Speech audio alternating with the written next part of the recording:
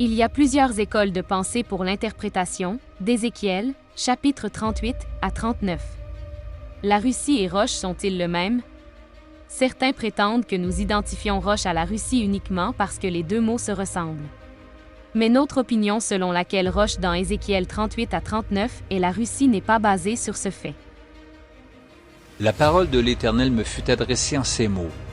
Fils de l'homme, tourne ta face vers Gog, au pays de Magog, vers le prince de Roche, de Méchec et de Tubal, et prophétise contre lui. William Kelly a déclaré que même si le nom Roche, qui peut être considéré comme un titre signifiant tête ou chef, selon lui une telle interprétation introduit une confusion inutile.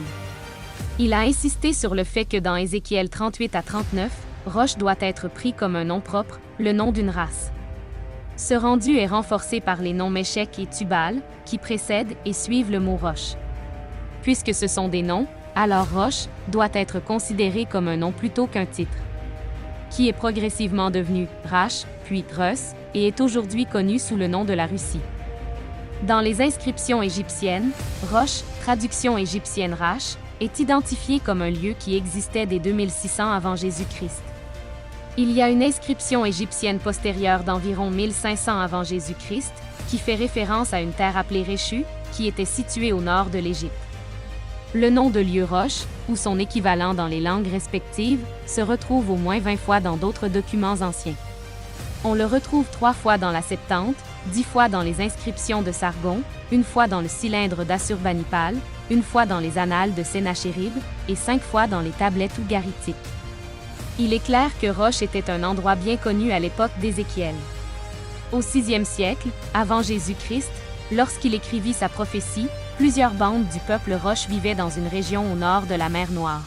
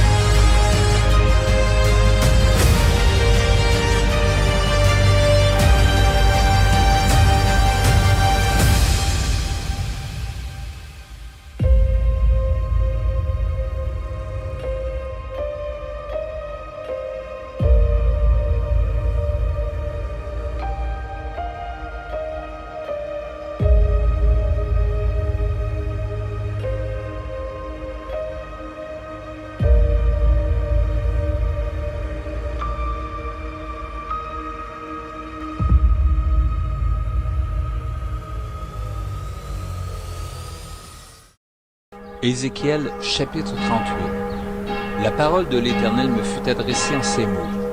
Fils de l'homme, tourne ta face vers Gog, au pays de Magog, vers le prince de Roche, de Méshec et de Tubal, et prophétise contre lui. Tu diras, ainsi parle le Seigneur l'Éternel. Voici, j'en veux à toi Gog, prince de Roche, de Méshec et de Tubal. Je t'entraînerai, et je mettrai une boucle à tes mâchoires. Je te ferai sortir, toi et toute ton armée, chevaux et cavaliers, tous vêtus magnifiquement, troupes nombreuses portant le grand et le petit bouclier, tous maniant l'épée. Et avec eux ceux de Perse, d'Éthiopie et de Put, tous portant le bouclier et le casque, Gomer et toutes ses troupes, la maison de Togarma, à l'extrémité du septentrion, et toutes ses troupes, peuples nombreux qui sont avec toi. Prépare-toi, tiens-toi prêt, toi et toute ta multitude assemblée autour de toi, sois leur chef. Après bien des jours, tu seras à leur tête. Dans la suite des années, tu marcheras contre le pays dont les habitants, échappés à l'épée, auront été rassemblés d'entre plusieurs peuples sur les montagnes d'Israël longtemps désertes. Retirés du milieu des peuples, ils seront tous en sécurité dans leur demeure.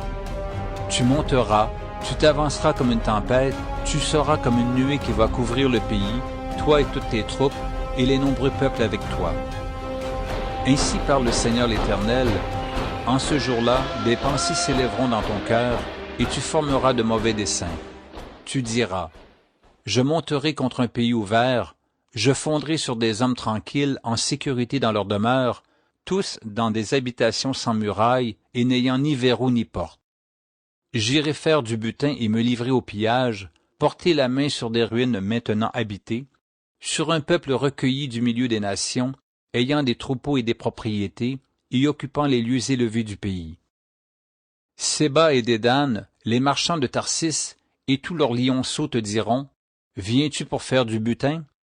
Est-ce pour piller que tu as rassemblé ta multitude, pour emporter de l'argent et de l'or, pour prendre des troupeaux et des biens, pour faire un grand butin? » C'est pourquoi prophétise, fils de l'homme, et dis à Gog, « Ainsi parle le Seigneur l'Éternel.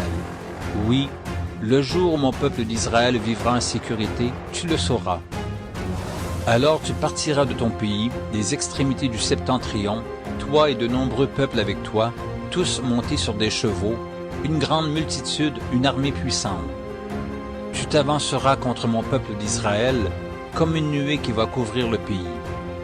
Dans la suite des jours, je te ferai marcher contre mon pays, afin que les nations me connaissent, quand je serai sanctifié par toi sous leurs yeux au Gog. Ainsi parle le Seigneur l'Éternel.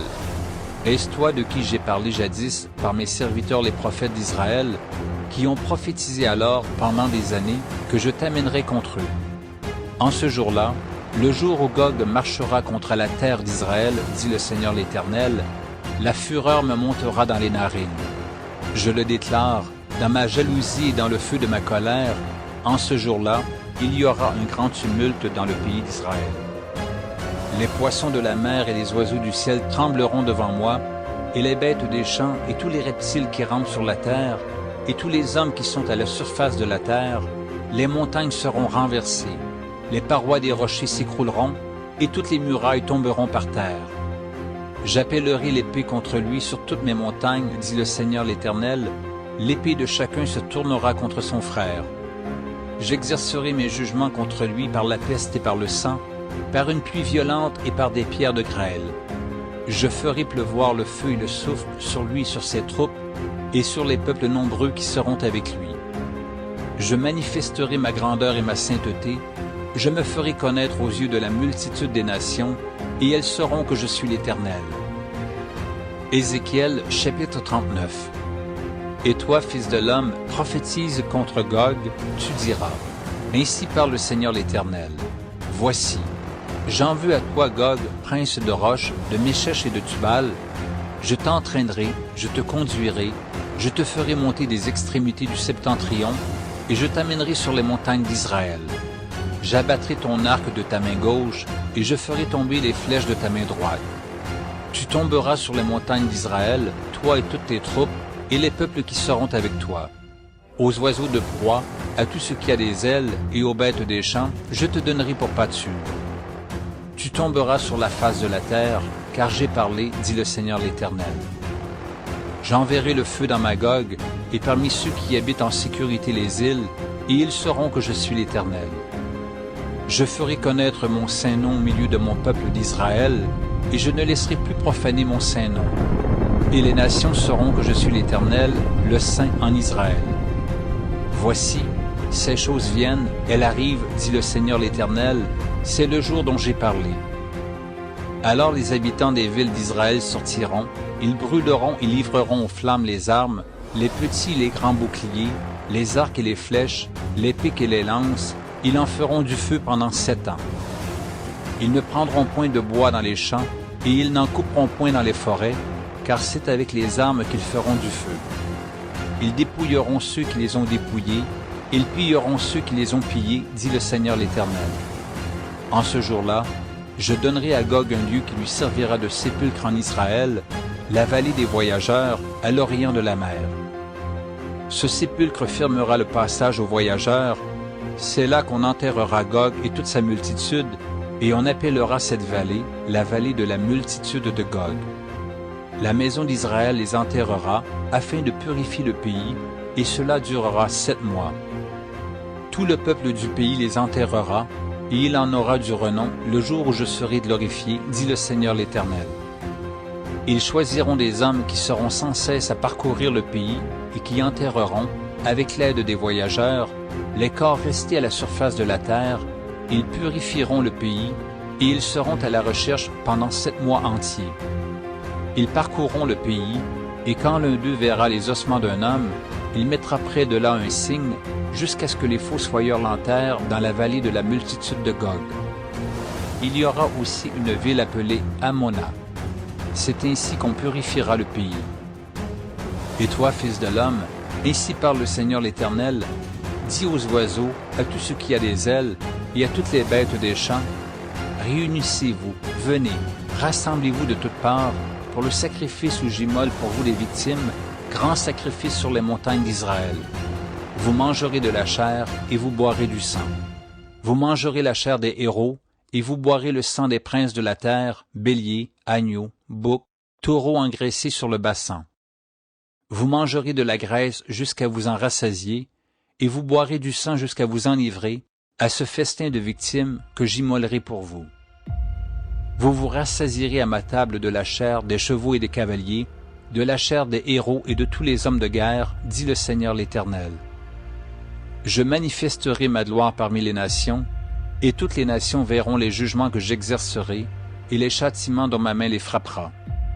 La maison d'Israël saura que je suis l'Éternel son Dieu, dès ce jour et à l'avenir.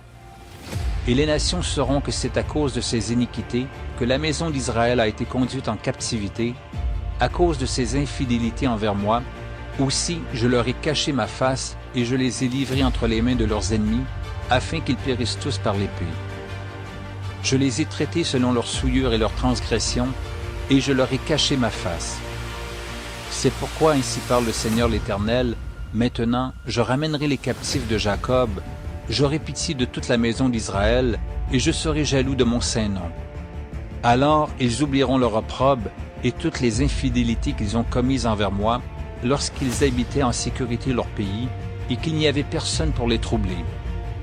Quand je les ramènerai d'entre les peuples, quand je les rassemblerai du pays de leurs ennemis, je serai sanctifié par eux aux yeux de beaucoup de nations. Et ils sauront que je suis l'Éternel, leur Dieu, qui les avait amenés captifs parmi les nations, et qui les rassemble dans leur pays.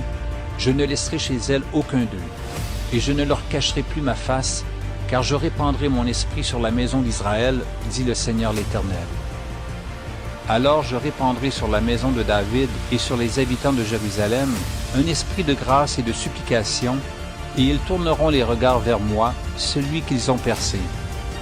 Ils pleureront sur lui comme on pleure sur un fils unique, ils pleureront amèrement sur lui comme on pleure sur un premier-né. En ce jour-là, le deuil sera grand à Jérusalem, comme le deuil d'Adad-Rimon dans la vallée de Mégidon.